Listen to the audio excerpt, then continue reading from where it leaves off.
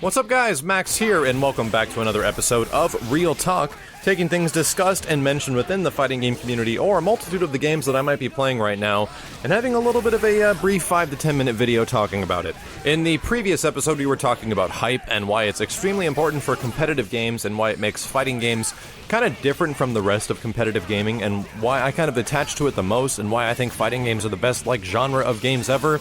And if you want to check that out, it should be in the annotation at the top right. But today I wanted to talk about something similar and related to the fighting game scene, and that is how things like social media and the internet have greatly impacted on fighting games, and how us as fighting game players and spectators are ridiculously spoiled in comparison to how things used to be. Now, I don't want to make this seem like an old man rant, but there is definitely some type of comparison to be offered here of how things were interpreted back in the day and how they were today. So what sparked this initial idea was a conversation I was having on Twitter with my audience about how I was feeling a little depressed with how the Marvel scene is developing and how the game is developing and how it's just not as exciting as it used to be, and don't really care as much about Marvel anymore, even though it's technically the most hyped game out there. But I felt like the overall scene for Marvel and the game itself is kind of on like a slowed down trend, and I made this discussion, and interestingly enough, a similar or a very unique response came from Viscant, who was the EVO 2011 Marvel vs. Capcom 3 champion. We were talking about things back in the day, how the game has evolved with like all the characters in Ultimate Marvel 3 that are used at a prominent level with like Doom and Virgil and stuff like that, how you kind of see them everywhere. And that was the case as well for older fighting games. You kind of saw the same similar characters over and over again. We were comparing the differences between the two, and I made this quick observation that back in the day, if you used like Storm and like Sentinel and Magneto or any of the powerful characters back in the day of Marvel vs. Capcom 2, you were smart and you did so because you wanted to win. So the guys that didn't use those characters, it was actually really weird when somebody chose not to use that side of the cast. And this was back in like arcades and stuff like that. Nowadays, if you are caught using any of the topper tier or even somewhat decent characters in any fighting game, you're immediately labeled as being cheap and brainless. That is kind of the ongoing trend nowadays. And it's mostly because people are now exposed to a level of fighting games much bigger than that of which they were before. Back in the day, there wasn't any match videos to a huge extent like they are now. People weren't constantly uploading things on YouTube every single day for content about video games. And you really had to go out of your way to try to find, decent match footage of certain characters and stuff like that, or matches between certain players. Nowadays, the reason I want to tie it into this overall theme of this video is that I think fighting game players are extremely spoiled, and this is coming from a perspective of a guy who grew up back in the day with fighting games that were growing on the competitive trend when Street Fighter 3 was really big, when Street Fighter Alpha 2 was really big, and stuff like that.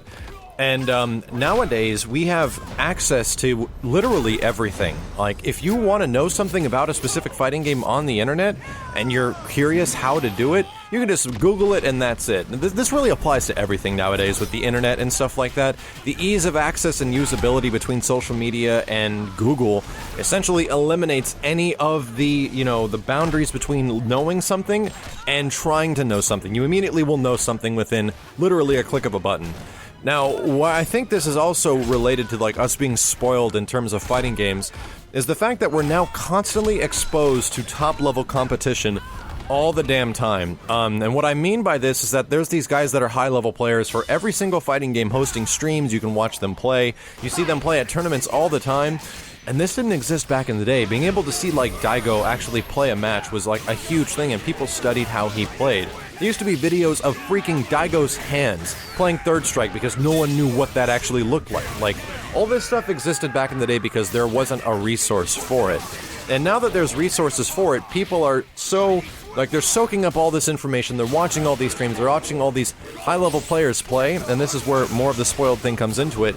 That's what people now expect out of everybody. Like, a lot of fighting game players now expect everyone to be as good as the best of the best when it comes to these games. Not just the Japanese level of competition. It comes to, like, Arcade Edition, Marvel vs. Capcom 3, King of Fighters, Tekken, anything like that. These guys are exposed to, like, the best players in the world. They make the greatest decisions. They have amazing reads and the execution of freaking gods because they play all the damn time, and when you come across somebody that is trying to get better at the game or something along those lines that isn't at that skill level, they get harassed for it, and it's like, you're garbage, you just top to your characters, you suck, and it's like, you see this all the time, this harassment of people when it comes to fighting games, and you just trying to belittle them in comparison to, quite literally, it's the best. It's kind of hard, and I think it's really unfair to try to judge people as far as them playing fighting games to the best of the best, because that's what you're exposed to now, and those people are the best because of a very specific reason, because they put in all that damn time, and they're quite literally the best in the world. Now that all these folks are exposed to these high-level players, they expect everyone else to be the best, you know what I mean? They expect everyone else to show the same similar skill and aptitude as these ridiculously high top-level players do.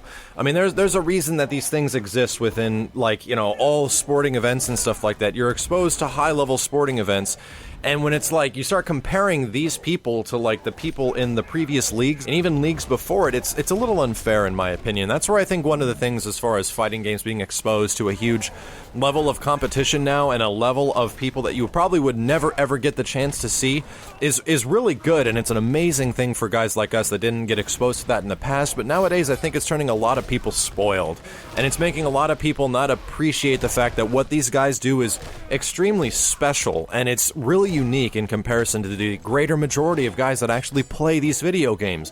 What you're watching is a spectacle, and if you want to keep watching that, you absolutely can, but then realize that this spectacle is only reserved for a very limited amount of players. Like, most of the time it's quite literally less than like 200 to 500 people in the entire world per fighting game. So this is a little bit of the things that have been running through my head as far as how fighting games have changed so much back in the day. With Marvel vs. Capcom 2, it took 10 years, and people were still figuring things out with that game over time. It took literally less than 2 years for Marvel vs. Capcom 3, or Ultimate Marvel 3, to get almost completely broken by people, because the ease of information and access to that information was so prevalent that everyone knew about it instantly.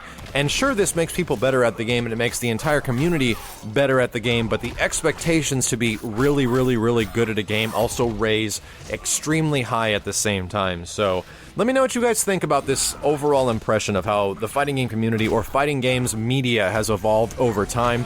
Do you think it's a good thing, or do you kind of appreciate, if you're a guy like me, the old days of where the hunt for information is really what you found valuable, and then finding that information felt a lot more satisfying, even though that is kind of a tale of the internet in itself nowadays. Stay tuned, guys, because the next time on Real Talk, I'm going to be covering a topic that I've been seeing a lot of requests for lately, and a lot of guys have been asking me via personal messages on Twitter and stuff like that, and that is how to get popular in the fighting game community, or how to get popular at playing video games. I'll see if I can do my best in the next episode to cover a couple of topics around that. My name is Maximilian, and I'll see you guys next week.